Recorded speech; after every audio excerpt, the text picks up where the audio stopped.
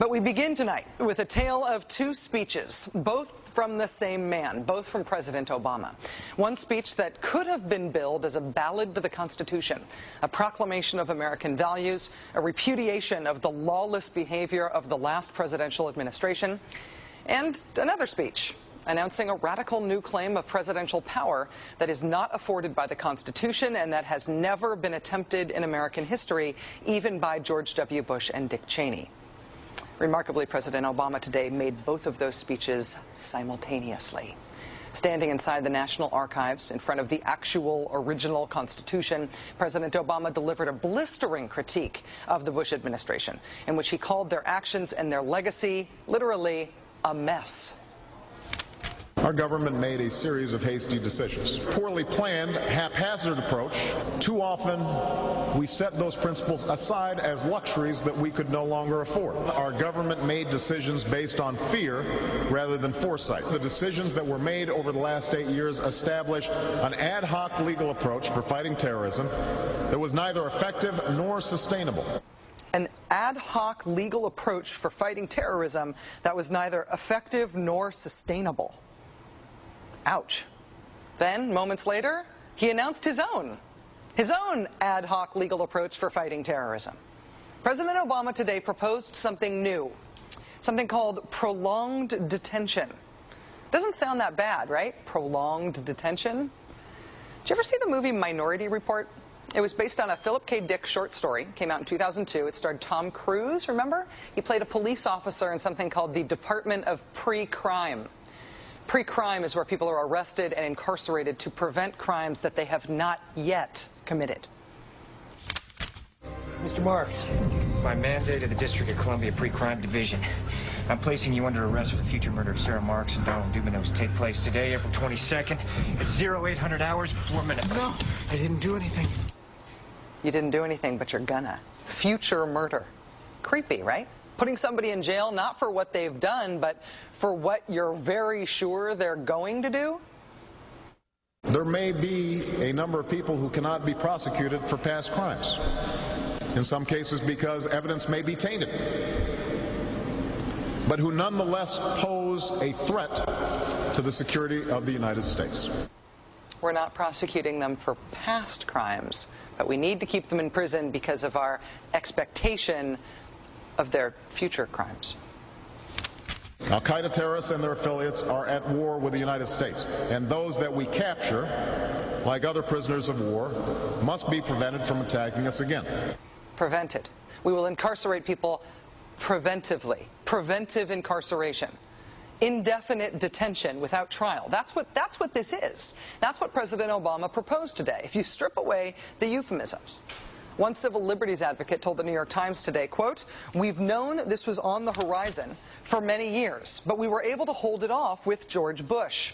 The idea that we might find ourselves fighting with the Obama administration over these powers is really stunning."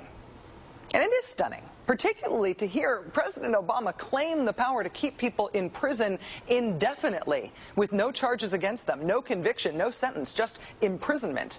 It's particularly stunning to hear him make that claim in the middle of a speech that was all about the rule of law. But we must do so with an abiding confidence in the rule of law. Our government was defending positions that undermine the rule of law to ensure that they are in line with the rule of law. How can a president speak the kind of poetry that President Obama does about the rule of law and call for the power to indefinitely, preventively imprison people because they might commit crimes in the future? How can those two things coexist in the same man, even in the same speech? Well, that brings us to the self-consciously awkward, embarrassing part of this speech today. After condemning the Bush administration for what he called their ad hoc legal strategy, for trying to make things seem legal that patently weren't, this is what President Obama proposed. My administration has begun to reshape the standards that apply to ensure that they are in line with the rule of law. We must have clear, defensible, and lawful standards for those who fall into this category. We must have a thorough process of periodic review so that any prolonged detention is carefully evaluated and justified. Our goal is to construct a legitimate legal framework for the remaining Guantanamo detainees that cannot be transferred. Our goal is not to avoid a legitimate legal framework.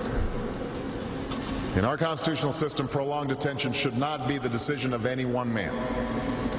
If and when we determine that the United States must hold individuals to keep them from carrying out an act of war, we will do so within a system that involves judicial and congressional oversight.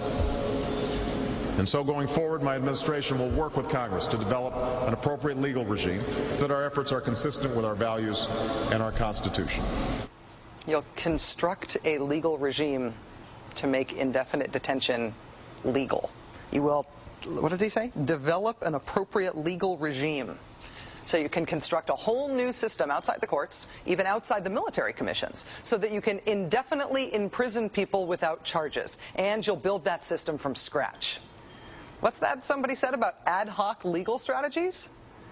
Just for context here, in the United Kingdom, where there isn't even a Bill of Rights, there's been a major debate about whether people can be held in preventive detention. Former British Prime Minister Tony Blair wanted 3 months to be the outer limit for how long anyone could be held. There was a big political fight about it. Parliament ended up limiting that power to 28 days. 28 days is still the longest period of preventive detention that's allowed under law in any comparable democracy anywhere in the world.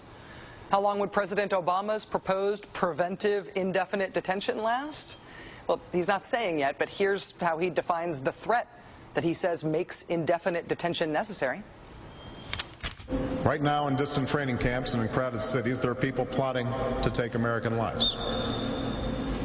That will be the case a year from now, 5 years from now, and in all probability 10 years from now.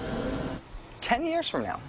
So you could get arrested today and locked up without a trial, without being convicted, without being sentenced for, say, 10 years until the threat of your future criminal behavior passes?